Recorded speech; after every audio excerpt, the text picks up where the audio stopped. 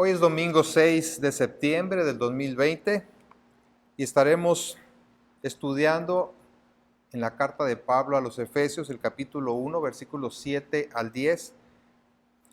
Y continuamos con el tema de las riquezas de su gracia, en su segunda parte, las riquezas de su gracia, parte número 2. En este caso veremos la redención. Hace algunos meses, en realidad antes de la pandemia, llevé a mis nietos adolescentes a ver una película. De esas películas que son una serie de películas, una saga. Y en realidad creo que tal vez había visto yo una hace muchísimos años y jamás volví a ver otra de esa misma serie. Cuando íbamos saliendo del cine, me llamó la atención que casi todos de distintas edades salían de la película felices, comentando acerca de ella. Se veía que realmente la habían disfrutado. Y la verdad, yo no puedo decir lo mismo, porque me quedé en blanco. Realmente no le entendí nada. Ya después le pedí a mis nietos que me explicaran un poco acerca del contexto de la película. Y comento esto porque es un ejemplo de que si no conocemos los antecedentes de algo, el contexto en el que se da algo, será sumamente difícil entender lo que está sucediendo. Así también, si no conocemos y entendemos el trasfondo de la obra salvadora de Dios, será muy difícil vivir como Dios quiere. Prácticamente imposible hacerlo. Muchas veces conocemos solamente cierto aspecto de nuestra salvación y es por eso por lo que no vivimos la vida cristiana en su plenitud. Si no conocemos y entendemos las implicaciones de nuestra salvación, veremos la vida cristiana como una serie de consejos que aspiramos a poner en práctica, viviendo la fe realmente de una manera muy superficial y terrenal. Si perdemos de vista el panorama general y completo, si perdemos de vista las grandes bendiciones que Dios nos ha otorgado por su pura gracia, será fácil vivir derrotados por el pecado y en una vida sin fruto espiritual. También podemos caer en cierto orgullo al pensar que ha sido por nuestros méritos que Dios nos ha concedido esas bendiciones, lo cual puede conducir a la arrogancia de los fariseos y a la falta de gratitud hacia Dios. Aún nuestra vida de oración puede convertirse en algo centrado más en nosotros que en exaltar las virtudes y favores de Dios hacia nosotros, de exaltar a Dios por lo que Él es. Comentaba la semana pasada que esta sección del capítulo 1 de Efesios, desde el versículo 3 al 14, ha sido llamada un himno de salvación, ya que el apóstol Pablo, como si estuviera viendo en su mente toda la historia de la salvación, desde el inicio hasta la culminación, celebra con júbilo a Dios por las bendiciones espirituales otorgadas a su iglesia. En una evidente actitud de adoración, Pablo expresa cómo Dios ha llevado a cabo su plan de redención y cómo ese plan se ha ido cumpliendo y se cumplirá cabalmente en la vida de todos aquellos que Él ha escogido para manifestar su gloria. Va desde el plan de Dios antes de la fundación del mundo, pasando por la realización de la redención mediante el sacrificio de Cristo, hasta la promesa de la redención final, cuando los cristianos recibamos la herencia total. Vimos en los versículos 3 al 6 cómo Pablo exalta a Dios por habernos escogido en Cristo para salvación desde antes de la fundación del mundo y por habernos predestinado para ser adoptados hijos suyos por medio de Jesucristo. Todo esto porque así le ha placido y para la alabanza de la gloria de su gracia. En ese desborde de alabanzas a Dios pasa de lo que se realizó, se planeó antes de la creación, a lo que se concretó de este lado de la creación. Así que veremos hoy la salvación realizada en el tiempo estipulado. La salvación realizada en el tiempo estipulado. Y es mi oración que al meditar en las implicaciones de nuestra redención en Jesucristo, podamos vivir en la verdadera libertad con la que Dios nos ha hecho libres, creciendo en santidad y llevando mucho fruto espiritual para su gloria. Esa salvación planeada antes de la creación viene a materializarse por medio de la redención lograda por el sacrificio de Cristo. Vayamos a la palabra de Dios ahí en Efesios 1, capítulo 1, versículos 1 al 10. Perdón, desde el 3 hasta el 10 vamos a leer. Dice: bendito sea el Dios y Padre de nuestro Señor Jesucristo, que nos bendijo con toda bendición espiritual en los lugares celestiales en Cristo, según nos escogió en Él antes de la fundación del mundo, para que fuésemos santos y sin mancha delante de Él, en amor habiéndonos predestinado para ser adoptados hijos suyos por medio de Jesucristo, según el puro afecto de su voluntad, para alabanza de la gloria de su gracia, con la cual nos hizo aceptos en el amado, en quien tenemos redención por su sangre, el perdón de pecados según las riquezas de su gracia, que hizo sobreabundar para con nosotros en toda sabiduría e inteligencia, dándonos a conocer el misterio de su voluntad, según su beneplácito, el cual se había propuesto en sí mismo, de reunir todas las cosas en Cristo, en la dispensación del cumplimiento de los tiempos, así las que están en los cielos como las que están en la tierra. Oremos. Amado Padre, venimos delante de ti reconociendo nuestra necesidad de ti, de que tú hables poderosamente a cada uno de nosotros. Nos disponemos de todo corazón a recibir tu palabra, no como palabra de hombre, sino como palabra que viene de ti y que viene a transformarnos a la imagen de Jesucristo. Guía, Señor, esta enseñanza en el poder de tu Santo Espíritu y llévate tú la gloria en Cristo Jesús. Amén. Amén.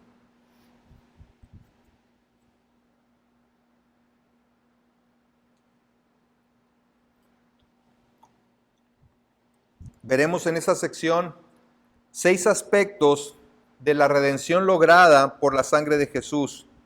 La redención, los redimidos, el Redentor, el rescate, el resultado y la razón de la redención. En primer lugar, entonces, ¿qué es la redención? ¿Qué significa redención?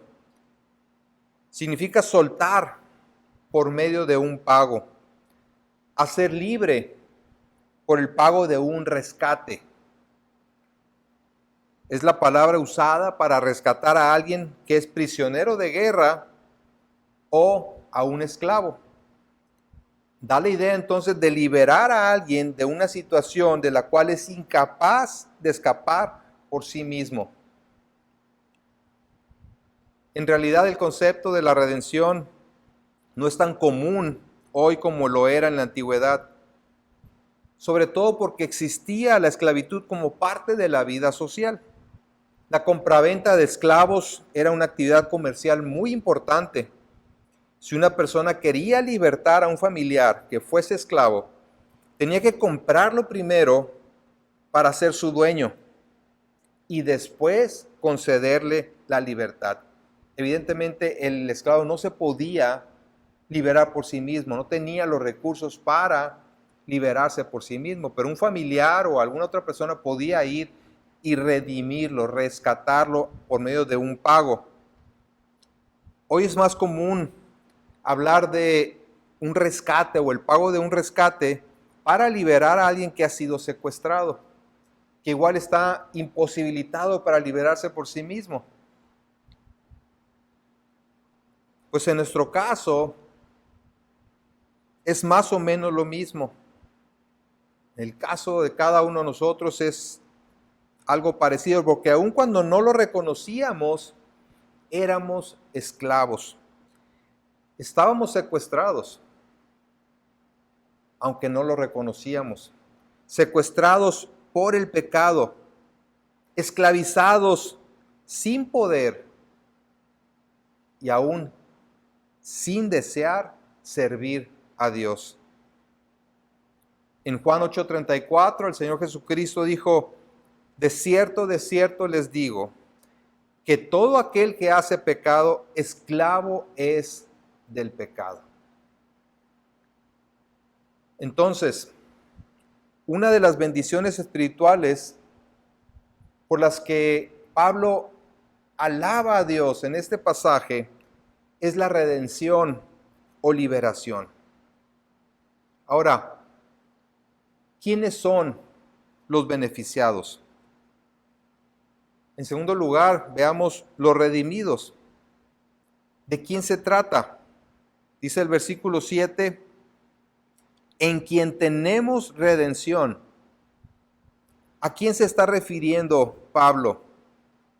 El contexto indica que son aquellos que han sido escogidos para ser santos y sin mancha desde antes de la fundación del mundo, y que han sido predestinados para ser adoptados como hijos, según los versículos 4 y 5. Claramente está hablando de los cristianos de todos los tiempos, que estábamos, como dice en el capítulo 2 de Efesios, muertos en delitos y pecados, haciendo lo malo como hijos de ira, pero que por su gran misericordia Dios nos escogió para salvación y para hacernos parte de su familia espiritual. El Salmo 107:1, si me acompañan ahí en su Biblia, el Salmo 107, versículos 1 al 3.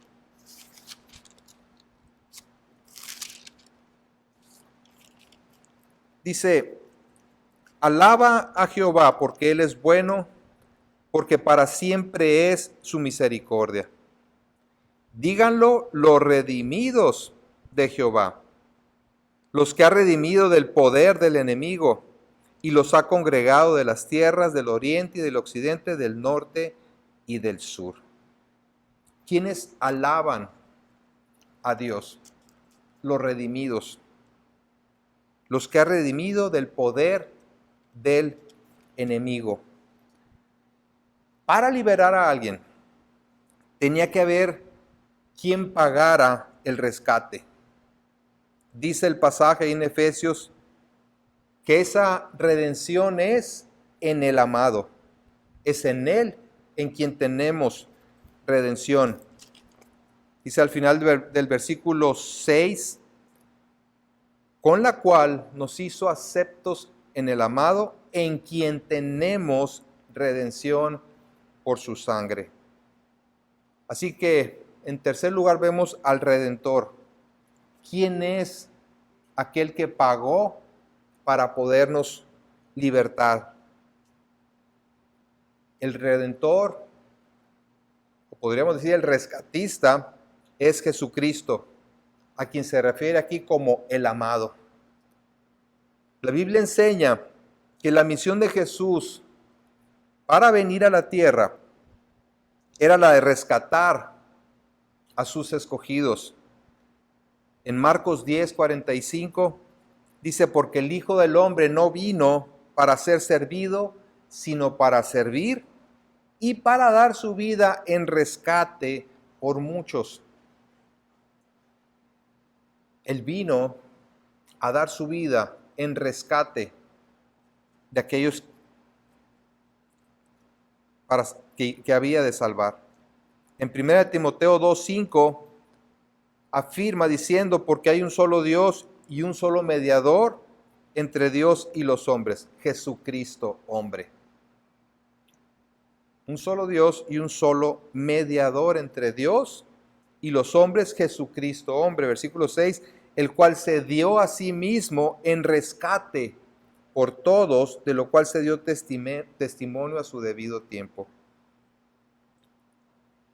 Queda claro en estos pasajes y en otros que el precio pagado por el rescate fue su propia vida.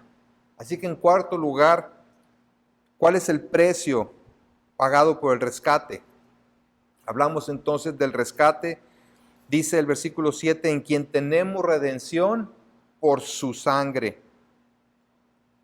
Es la sangre de Jesús lo que se dio como pago, la vida misma de Cristo para nuestro rescate. Todo rescate implica un pago. Así también nuestra libertad se obtuvo mediante un pago, y ese pago fue la sangre de Cristo, es decir, por medio de su muerte. La Biblia dice que la paga del pecado es la muerte, y que sin derramamiento de sangre no se hace remisión, es decir, no hay perdón. ¿Por qué era necesario que pagara con su vida? ¿Por qué no simplemente Dios nos dio nueva vida y un corazón nuevo y perfecto?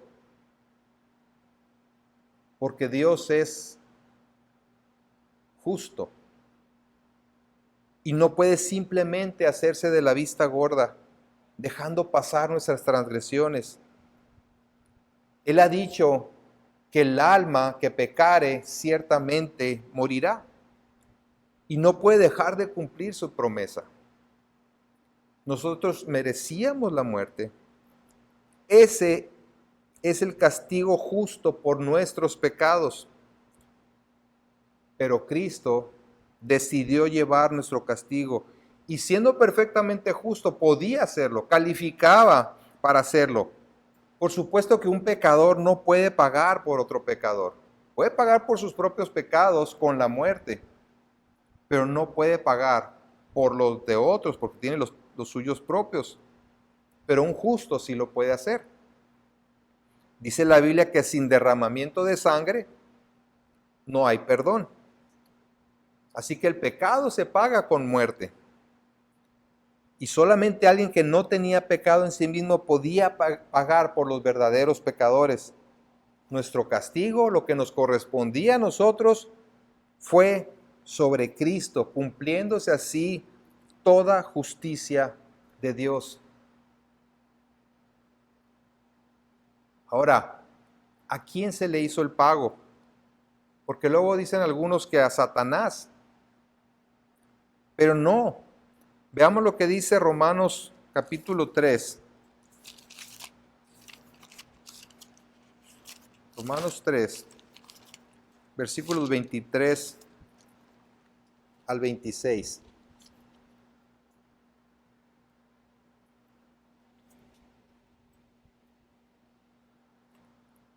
Dice así, por cuanto todos pecaron y están destituidos de la gloria de Dios.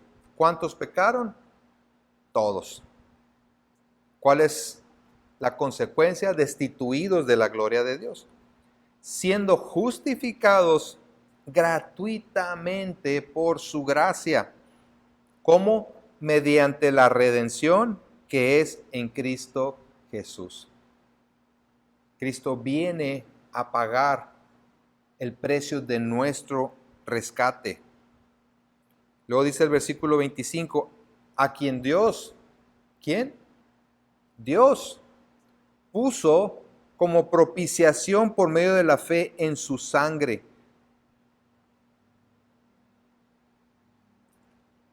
La esencia del pecado es quedarnos cortos de la gloria de Dios. Y aquí dice, a quien Dios puso como propiciación por medio de la fe en su sangre para manifestar su justicia a causa de haber pasado por alto en su paciencia los pecados pasados, con la mira de manifestar en este tiempo su justicia, a fin de que Él sea el justo y el que justifica al que es de la fe de Jesús.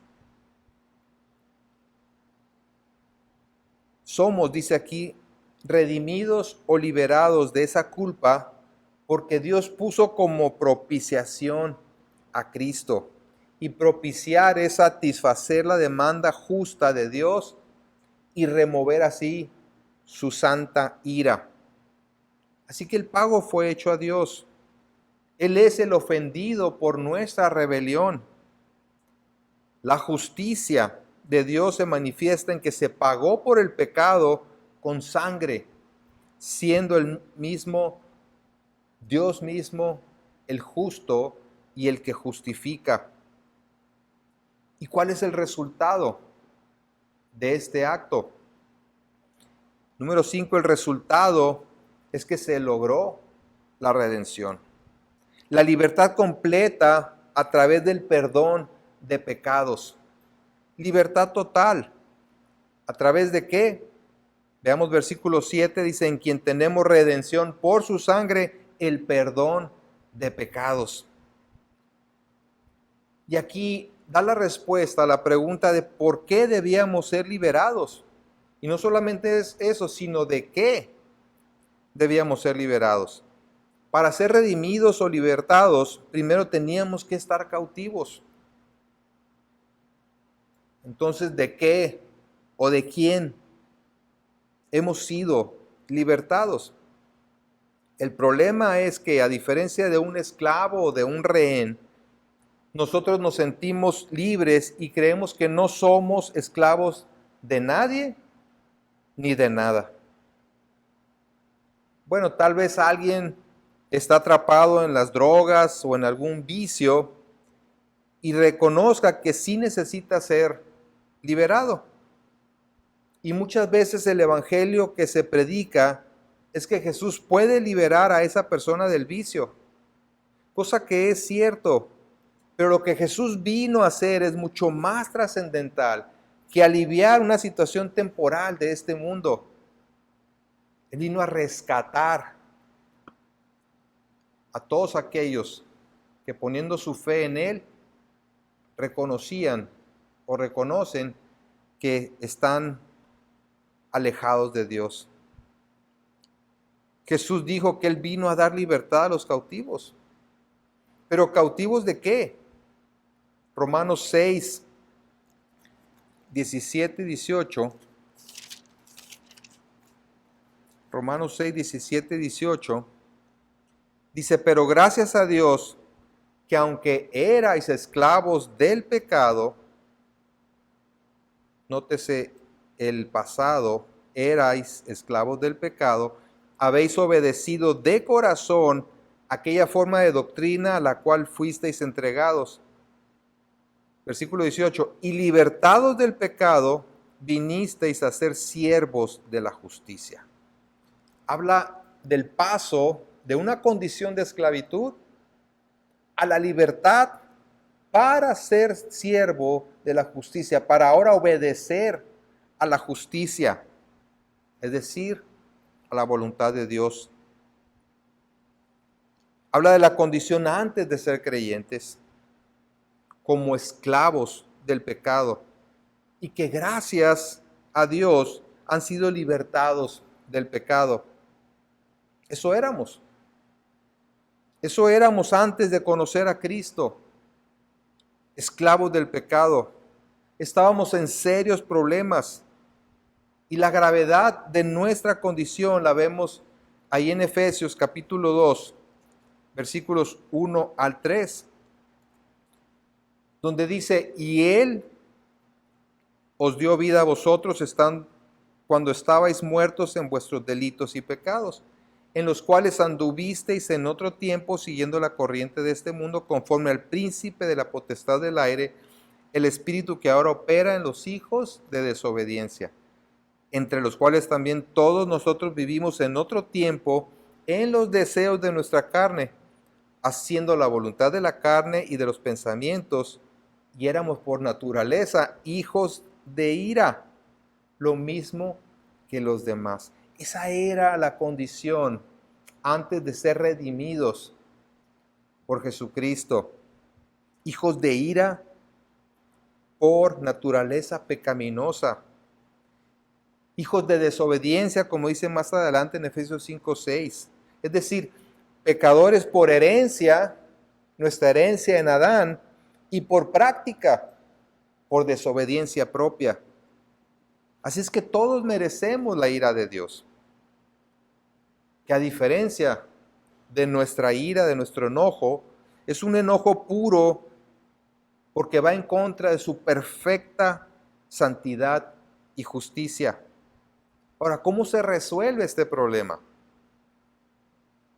Somos liberados de la culpa por el pecado a través del perdón. Es el resultado de la redención, el perdón de pecados. El perdón significa la liberación formal de una deuda. Cuando alguien te perdona una deuda, te libera de tener que pagar esa deuda. Así el pecado genera una deuda hacia Dios. Cada vez que pecamos, se va acumulando una deuda hacia Dios. Y solamente con la muerte se puede pagar esa deuda. Pues Dios dice que la paga del pecado es muerte. No hay otra forma de pagar esa deuda. Aquí en la vida ordinaria, si cometes, por ejemplo, una infracción de tránsito, te dan una multa, vas y pagas la multa y quedas liberado de esa deuda. Pues está establecida una cuota para dicha infracción.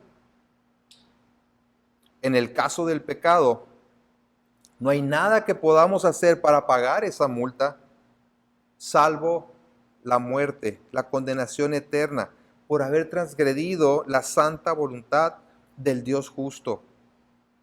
Es por medio del derramamiento de su propia sangre que Jesús hizo el pago correspondiente a nuestros pecados.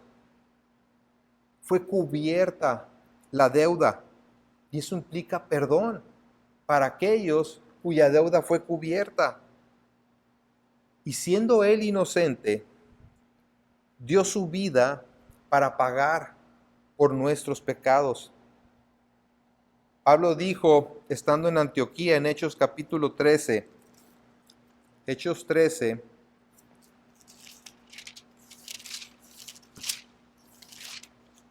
versículos 38 y 39.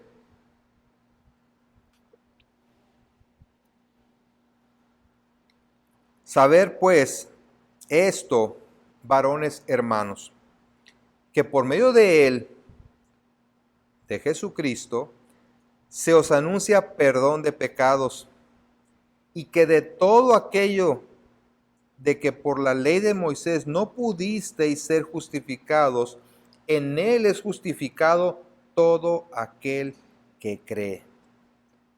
Lo que no podíamos hacer, ya que es imposible cumplir a la perfección con toda la ley, Cristo lo hizo. Y estando en esa condición de perfección, de completa justicia, fue a la cruz para pagar no por sus transgresiones, porque no las había, sino por las nuestras.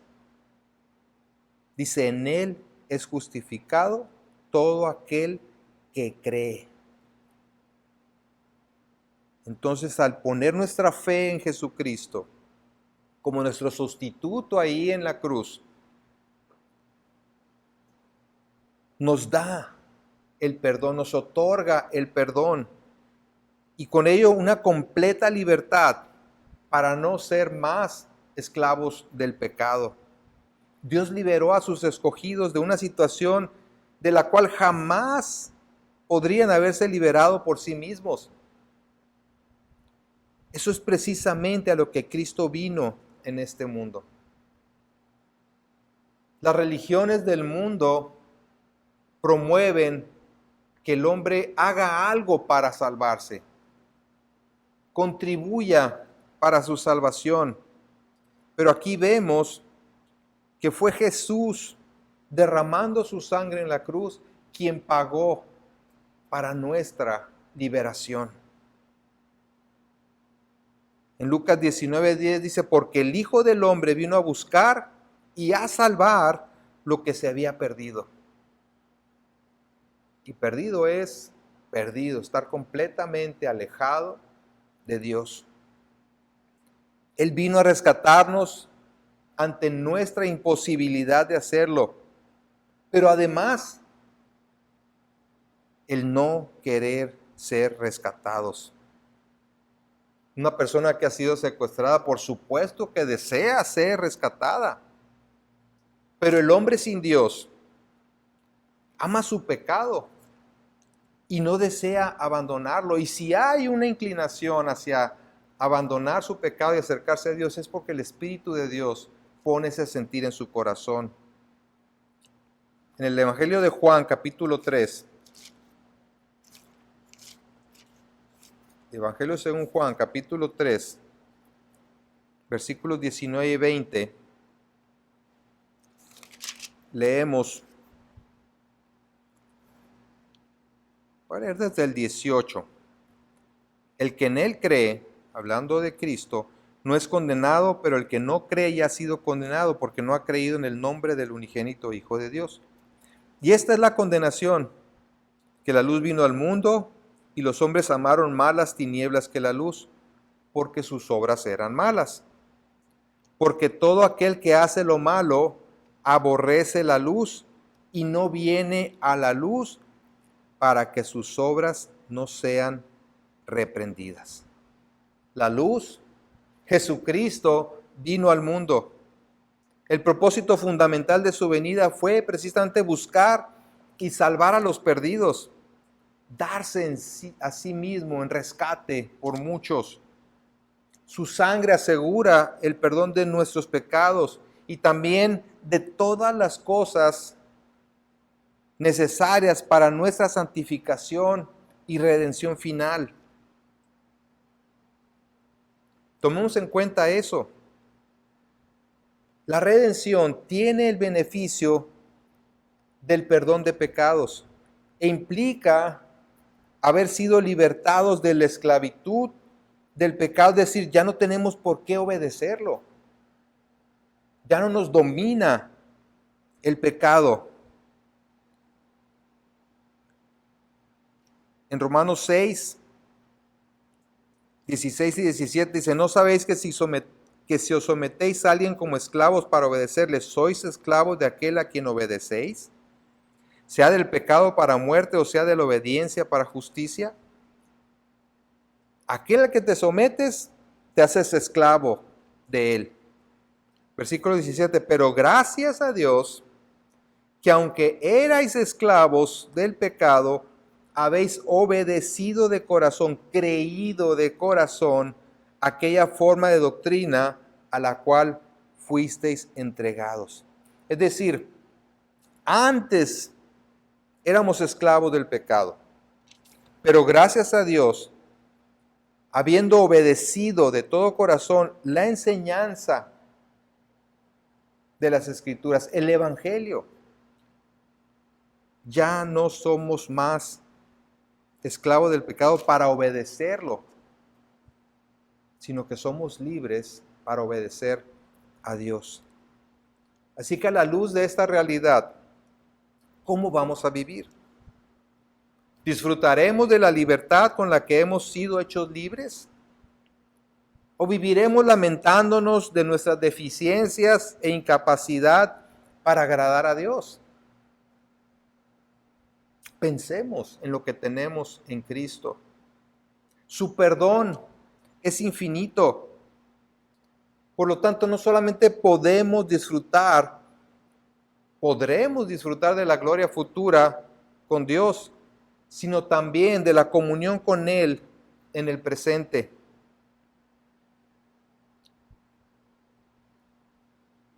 El resultado de la redención es el perdón de nuestros pecados y con ello la libertad para vivir conforme a la voluntad de Dios.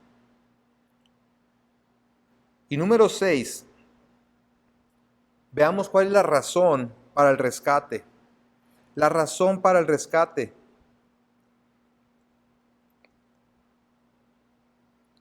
Versículos 8 dice que hizo sobreabundar para con nosotros en toda sabiduría e inteligencia, dándonos a conocer el misterio de su voluntad, según su beneplácito, el cual se había propuesto en sí mismo de reunir todas las cosas en Cristo en la dispensación del cumplimiento de los tiempos, así las que están en los cielos como las que están en la tierra. El plan perfecto de Dios es reunir todas las cosas en Cristo, en el amado.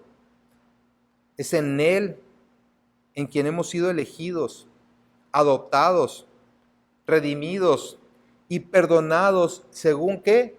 Las riquezas de su gracia. Pero además por su beneplácito, por el puro afecto de su voluntad. Nuestra redención no se llevó a cabo porque lo mereciéramos, sino porque fluye de la gracia abundante de Dios. Es de acuerdo con las riquezas de su gracia.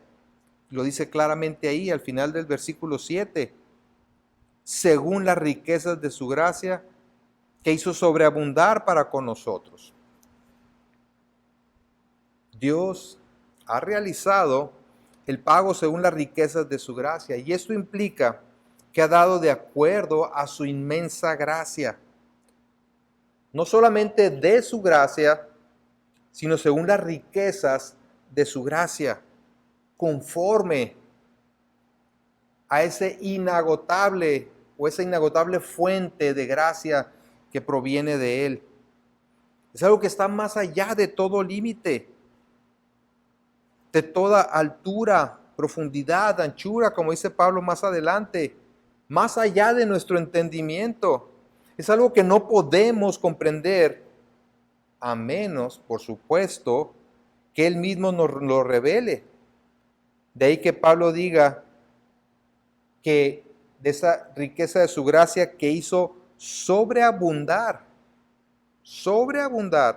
para con nosotros en toda sabiduría e inteligencia, dándonos a conocer el misterio de su voluntad según su beneplácito. Es por esa gracia que no solamente nos redimió, sino que nos ha dado la sabiduría y el entendimiento para comprender el misterio de su voluntad. Es decir, su evangelio y su plan de reunir todas las cosas en Cristo. Y cuando la Biblia habla de misterio, no es porque sea algo que tengamos que descubrir por nosotros mismos, sino algo que ha estado oculto por determinación de Dios, pero que Él se encarga de revelar. Es algo que jamás habría sido conocido a menos que Dios lo revelara. Y Pablo nos está hablando aquí de conocimientos adquiridos por medios humanos, de una sabiduría y un entendimiento de nosotros mismos. Esta sabiduría y entendimiento del que él escribe es algo dado, viene por revelación especial de Dios. Sabiduría viene de la palabra sofía, que significa conocimiento aplicado. Es decir, no solamente saber cosas, sino cómo aplicarlas adecuadamente. Y entendimiento básicamente es razonar las cosas. Y aquí se refiere a poner nuestro pensamiento en la revelación redentora en Cristo, o lo que él llama el misterio de su voluntad. Es entonces por su abundante gracia que Dios nos ha dado la sabiduría e inteligencia o entendimiento para comprender lo que antes estaba oculto, pero que ahora ha sido revelado en Jesucristo. No es la sabiduría de este siglo. No es por medio de esa sabiduría terrenal por la cual llegamos a conocer los planes eternos de Dios. Nadie va a conocer el Evangelio de todo corazón si no es por revelación de Dios a través de su Espíritu Santo. Se trata de la sabiduría de Dios que se encuentra en su palabra y es revelada por su Espíritu Santo. Así que nuevamente vemos que todo lo concerniente a la salvación ha sido por gracia. Se nos ha dado por gracia. Nadie puede comprender el Evangelio y los propósitos de Dios y creerlo si Dios no le da el entendimiento para hacerlo. Vayamos a 1 Corintios 2, versículos 12 al 14. 1 Corintios 2, del 12 al 14. Dice, y nosotros no hemos recibido el espíritu del mundo, sino el espíritu que proviene de Dios, para que sepamos lo que Dios nos ha concedido. Fíjense, para que sepamos lo que Dios nos ha concedido. Lo cual también hablamos, no con palabras enseñadas por sabiduría humana, sino con las que enseña el Espíritu, acomodando lo espiritual a lo espiritual. Pero el hombre natural, refiriéndose al hombre sin Cristo, al que no ha nacido de nuevo, no percibe las cosas que son del Espíritu de Dios, porque para él son locura, y no las puede entender, porque se han de discernir espiritualmente. Es por medio de la fe que los hombres vienen a la salvación. Pero esa fe, como dice Pablo en el capítulo 2, aún esa fe es un don de Dios, es un regalo de Dios. Ni siquiera de eso nos podemos jactar, que tenemos mucha fe, por eso creemos, sino que Dios nos da la fe necesaria para poder creer. Y es algo que Dios se había propuesto para su propio beneplácito. El versículo 9 dice, dándonos a conocer el misterio de su voluntad según su beneplácito, el cual se había propuesto en sí mismo. Y continúa diciendo, de reunir todas las cosas en Cristo en la dispensación del cumplimiento de los tiempos, así las que están en los cielos como las que están en la tierra. Parafraseando un poquito este par de versículos, podríamos decir lo siguiente: según su beneplácito o por el puro afecto de su voluntad, nos ha dado a conocer el misterio de su voluntad, que consiste en reunir todas las cosas bajo la autoridad de Cristo, tanto las que están en los cielos como las que están en la tierra, como un plan que se ha de cumplir en el tiempo establecido. Vemos aquí tres cosas muy importantes. En primer lugar, dice en sí mismo, ¿sí?, de reunir todas las cosas en Cristo, ¿sí?, y que se había propuesto en sí mismo y según su beneplácito. Esta cláusula, según su beneplácito, el cual se había propuesto en sí mismo, denota que la acción redentora de Dios no fue el resultado de presión externa alguna, sino que fue producida o fue el resultado de su propio propósito de gracia. Gracia entonces es la disposición de Dios para salvar, para bendecir a sus elegidos, predestinados para ser adoptados, basándose solamente en su beneplácito y no en algo en nosotros. Así que Nuevamente la pregunta es, ¿por qué a mí? ¿Por qué a mí? ¿Por qué me salvó? Y la respuesta es, porque así le plació, por el puro afecto de su voluntad. Eso debería ser suficiente para poder postrarnos delante de Él e irrumpir en bendiciones y alabanzas a nuestro Dios y Salvador, como lo hizo Pablo a través de esta carta. Entonces, además de que es en sí mismo, habla de un plan para cumplirse en el tiempo indicado. Y esto quiere decir que Dios tenía en su mente un tiempo, no un tiempo cronológico, sino una época en el que ese misterio de la iglesia se llevaría a cabo. Y ese tiempo, esa edad, inició cuando Jesús comenzó a predicar que el reino de Dios se había acercado. Ahí comenzó y será consumado en el estado eterno, cuando todo sea reunido en Cristo, que es, a fin de cuentas, la razón primaria de nuestra redención. El propósito es reunir todas las cosas en Cristo. Número 3, entonces, es reunir todas las cosas en Cristo. Lo hizo en Cristo mediante un plan perfecto de reunir todas las cosas en Cristo. Es decir, hacer de Cristo el todo. Traer todo bajo uno mismo. Y eso se refiere a Cristo como cabeza. Dice un comentarista, todas las cosas fueron creadas en Cristo, pero por medio del pecado entraron en el mundo un desorden y una desintegración sin fin. Todo era un perfecto orden, pero el pecado acabó con todo ese orden. Todo se desintegró. Pero al final, todas las cosas serán restauradas a la función que les fue asignada y a su unidad al ser devueltas a la obediencia de Cristo.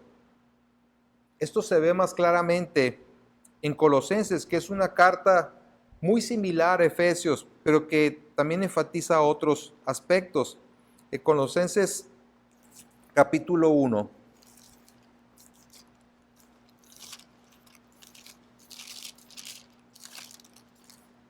Versículos 16 al 20. Hablando de Cristo, vamos a leer desde el 15.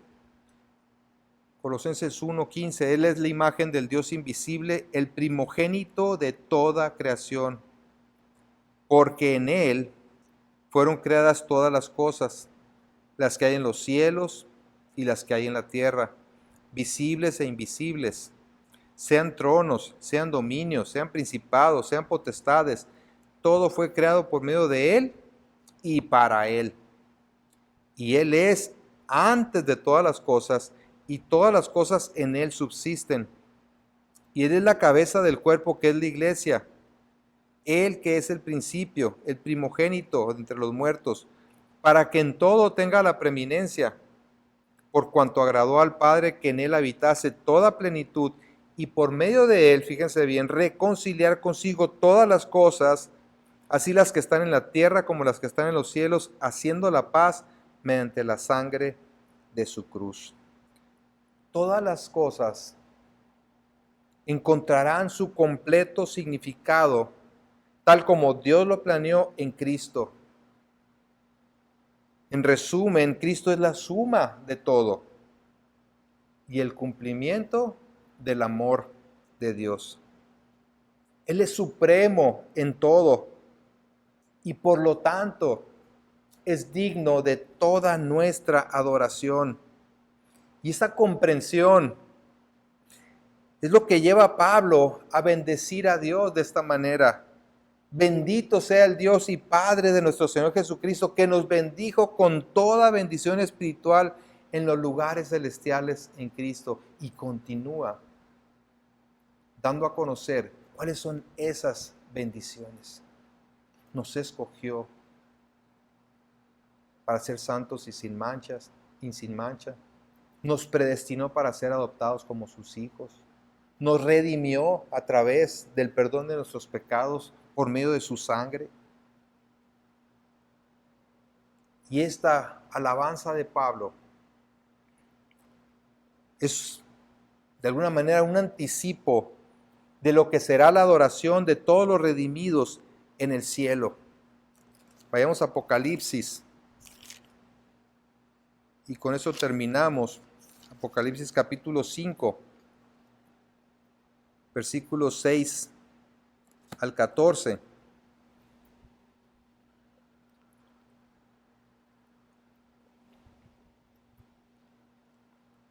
Dice, y oí una voz de en medio de los cuatro seres vivientes que decía,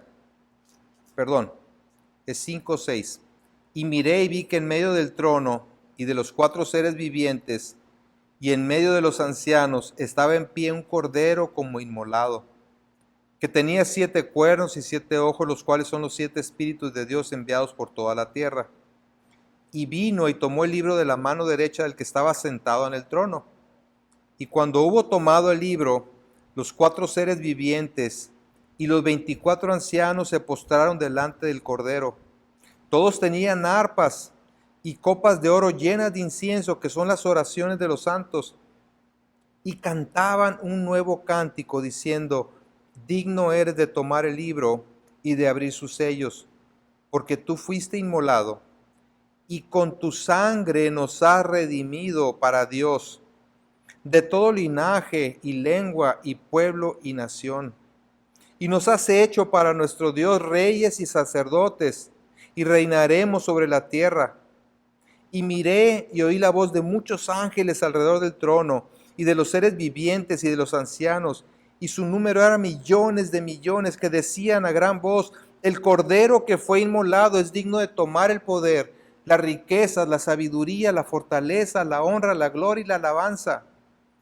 Y a todo lo creado que está en el cielo y sobre la tierra y debajo de la tierra y en el mar, y a todas las cosas que en ellos hay, oí decir, al que está sentado en el trono y al Cordero, sea la alabanza, la honra, la gloria y el poder por los siglos de los siglos. Los cuatro seres vivientes decían, amén. Y los 24 ancianos se postraron sobre sus rostros y adoraron al que vive por los siglos de los siglos. Unámonos a ese coro celestial, a ese coro universal en adoración a nuestro Dios y al Cordero que fue inmolado para redimirnos, para perdonarnos, libertarnos y traernos a su familia. El versículo 13 nuevamente dice, y todo lo creado, y a todo lo creado que está en el cielo, y sobre la tierra, y debajo de la tierra, y en el mar, y a todas las cosas que hay en ellos, oí decir, al que está centrado en el trono y al Cordero, sea alabanza, la honra, la gloria y el poder por los siglos de los siglos. Gracias, Señor. Gracias porque lo que era imposible para nosotros, tú lo hiciste posible al enviar a tu Hijo Jesucristo a vivir la vida justa, perfecta que nosotros no podíamos vivir. Y en esa condición, ir voluntariamente a la cruz, a entregar su vida, a derramar su sangre para el perdón de nuestros pecados, tomando nuestro lugar ahí en la cruz. De tal forma, Señor, que recibamos su justicia mientras Él lleva nuestras injusticias. ¿Cómo no darte gloria? ¿Cómo no exaltar tu grandeza, pero sobre tu gran misericordia y tu bondad, tu perfecto amor en Jesucristo? Oh Señor, danos ese entendimiento, esa comprensión del alcance de la salvación tan preciosa que tú has implementado para nosotros. Permítenos, Señor, vivir postrados delante de ti, adorándote, meditando en estas bendiciones que de otra manera no hubiéramos podido tener, Señor, sino solamente por las riquezas de tu gracia. Alabamos y bendecimos tu nombre, Señor. Danos un corazón que realmente te adore en espíritu y en verdad. Que procuremos honrarte y darte gloria con cada una de nuestras acciones, nuestras actitudes, que se pueda manifestar, Señor, esa comprensión de la gracia abundante que tú has derramado sobre nosotros al salvarnos sin mérito alguno de parte nuestra. Y a ti la gloria, hoy y por los siglos, Señor. Amén. Amén. Gracia y paz tengan todos ustedes.